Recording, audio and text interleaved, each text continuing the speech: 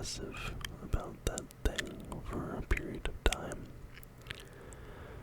and move on to something else and be obsessive about that, and the cycle goes on and on. But for the last month or so, I've been absolutely obsessed with Lucha Libre, Mexican wrestling. I've been watching a ton of CMLL. I've been watching so many documentaries, YouTube essays, whatever, about Lucha Libre. So I did some research and put together this little history of Lucha Libre script. And this is from all different sorts of sources. I've cobbled together this script, so I'm not an expert by any means. It's very possible I got some of this wrong, but hopefully you find this interesting as I do. At the very least, I hope you find this video relaxing. Lucha Libre, literally translated to free fight, refers to the style of professional wrestling hailing from Mexico. Lucha Libre is defined by unique masks, which have taken on a culture and importance all on their own, as well as high-flying maneuvers, complex holds, and unique combinations of moves. Has Lucha Libre always been this way? How did this unique and exciting style of professional wrestling become what it is today?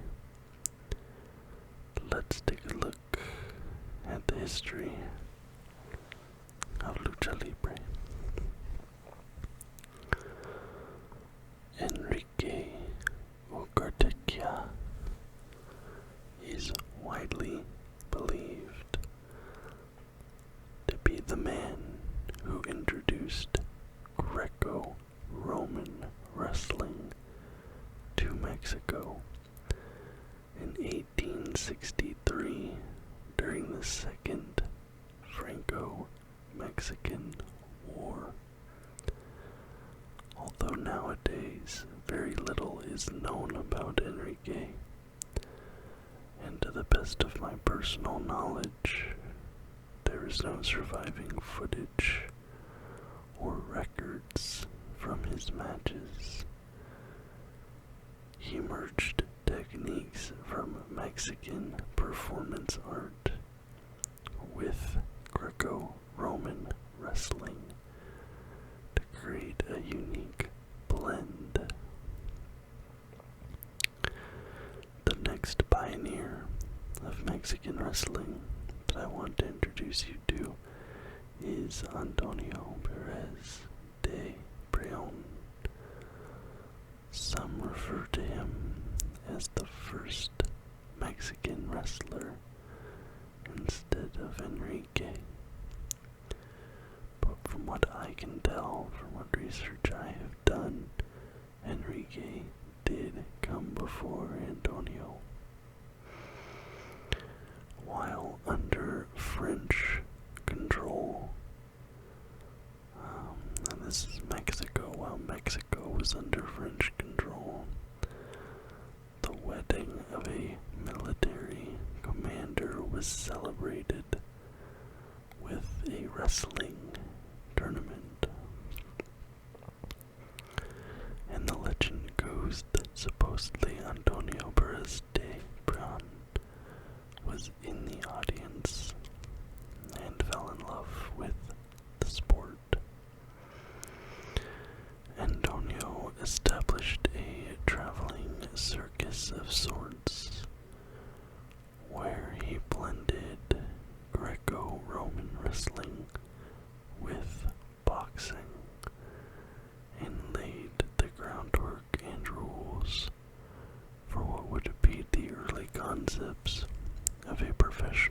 wrestling promotion in Mexico. It's said that although Antonio may be somewhat lost to time, without him, the later Mexican wrestling boom of the 1930s, which is responsible for where the sport is today, would have never happened. Now, of these pioneers, this last one here is likely the one you would have heard of if you've heard of any of them, and that is Salvador Lutteroth Gonzalez, often referred to as the father of Lucha Libre. And there are some conflicting stories here. Some say that Salvador discovered wrestling while living in Juarez. So he saw wrestling in Juarez. And some say that he discovered wrestling across the border from Juarez in El Paso, Texas. Now what's certain is he was inspired by what he saw in Texas, and that inspiration led to him leasing the Arena Modelo, which is at the current site of Arena Mexico in the Colonia Doctores borough in Mexico City.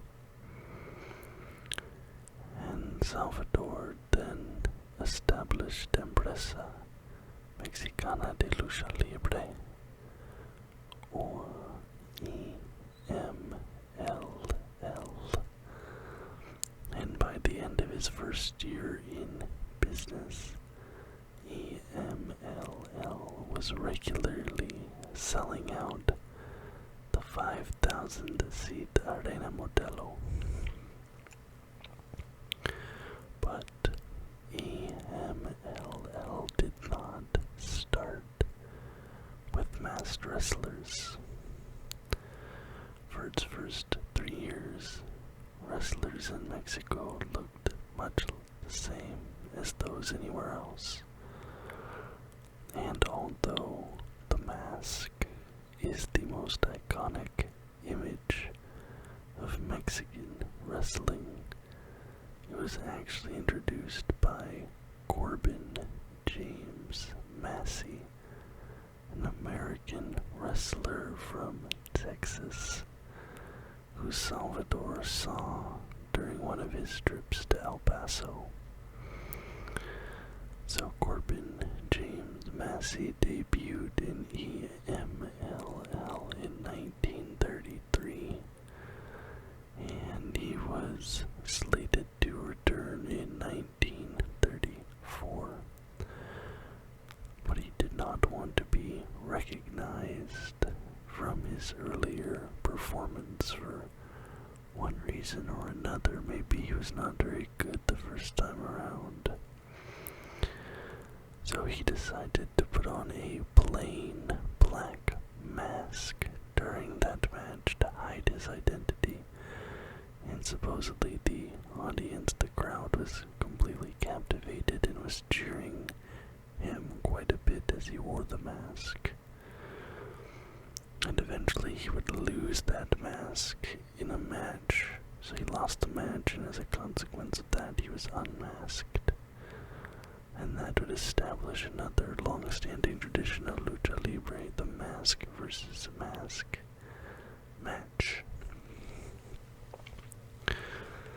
Now this next section is gonna sound completely made up, but I promise you I've checked multiple sources, and this all appears to be true.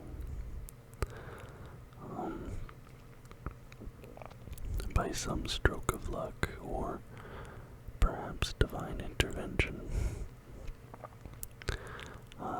Lutteroth won the lottery in September 1934, and he put all his lottery winnings into renovations and improvements to the Arena Modelo to make the fan experience better.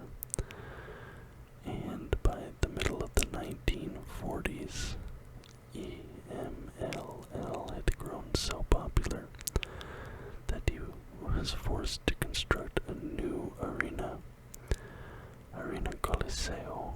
I think Arena Coliseo is still in operation today, but don't quote me on that. But that is only the first of two occasions on which he won the lottery.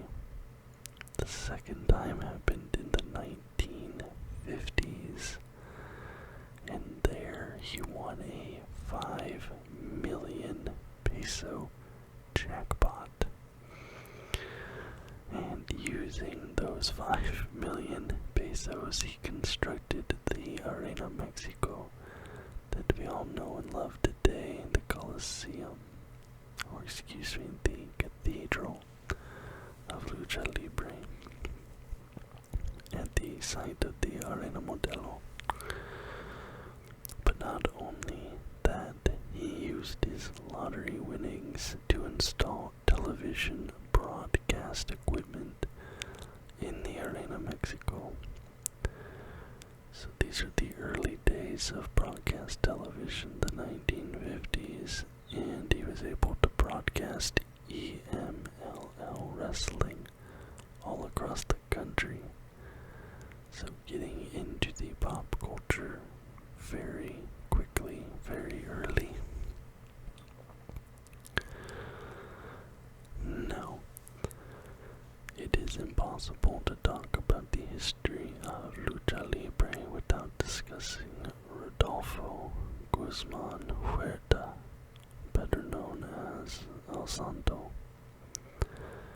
He debuted for EMLL in 1942, and although he debuted as a rudo, or heel, he quickly captivated audiences with his iconic silver mask, stoic demeanor, and muscular physique. Even in a feud against EMLL's top babyface, Tarzan Lopez, the crowd wanted El Santo, and he would remain the top face of EMLL for the next 30 years. El Santo would also appear in films, comic books, advertisements, and so much more.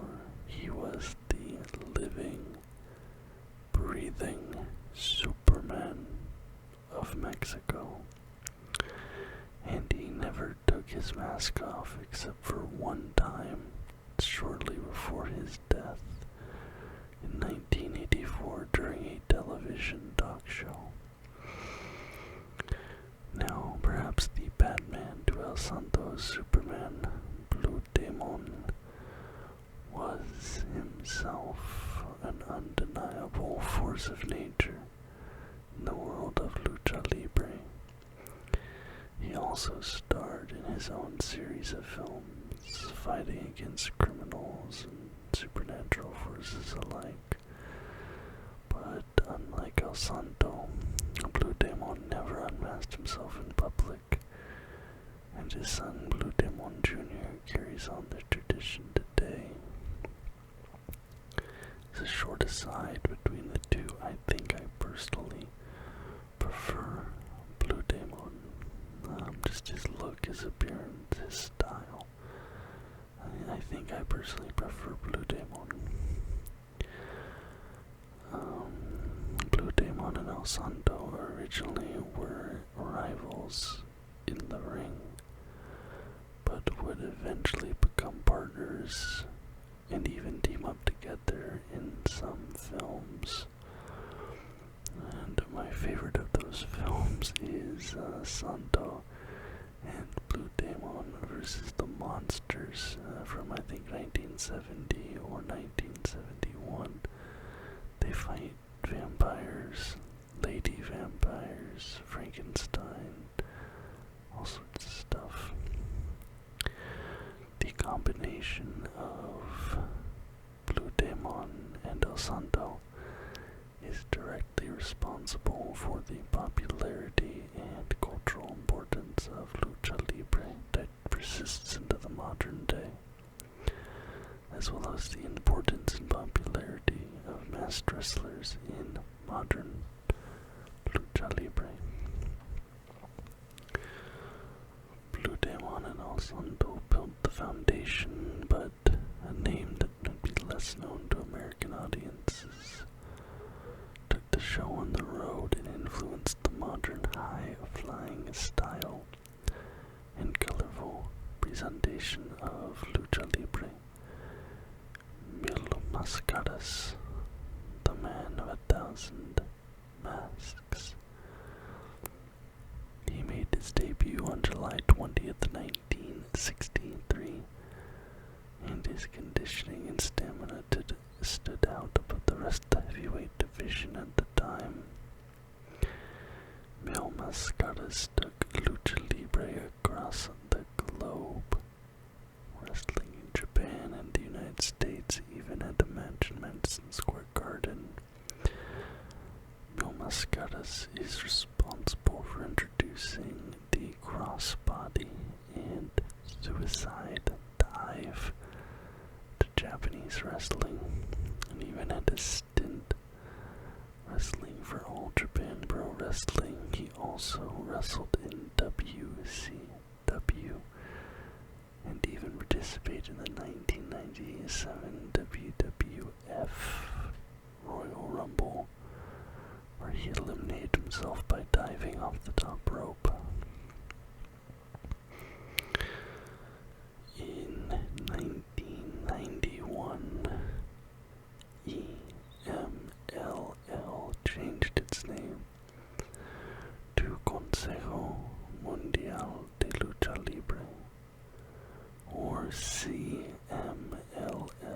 which it's still known as today, to establish a new identity after a less than favorable run as part of the National Wrestling Alliance. The continued legacy, dating back all the way to 1933, makes CMLL the longest running wrestling promotion in the world. And if you've never watched a CMLL show, I highly recommend it. They just had one a couple days ago that you can see for free on their YouTube. It was a Children's Day special event. It's in the Arena, Mexico. You have some of the top stars that used to go in there, and it's a great show.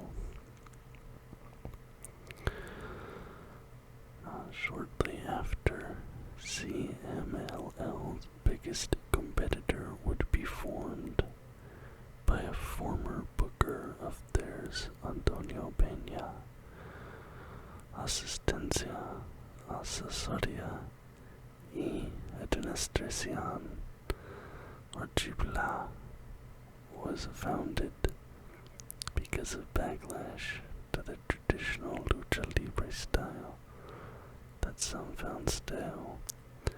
AAA wanted to have more dynamic storytelling akin to American wrestling promotions, flashier and larger-than-life characters reflecting pop culture, and a faster in-ring style.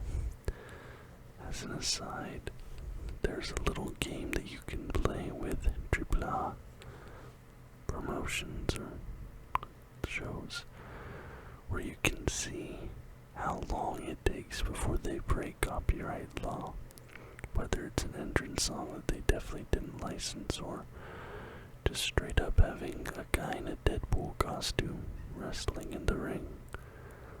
I promise you it won't take long to find some copyright violations. Through collaboration with American promotions such as WWE and WCW,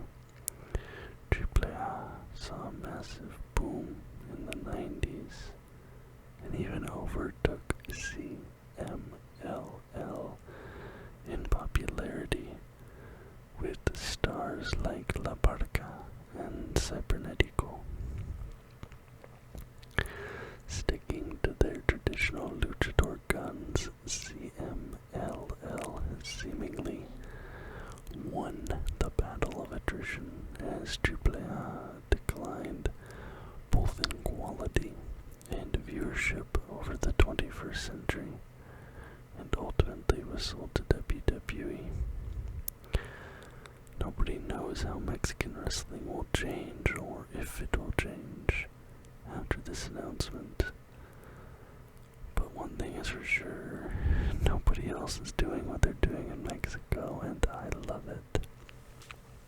So, thank you guys so very much for watching. Again, this won't be for everybody, but this has been something I couldn't get out of my head the last month really, so I found this very interesting. I hope you found this very interesting, or at least relaxing.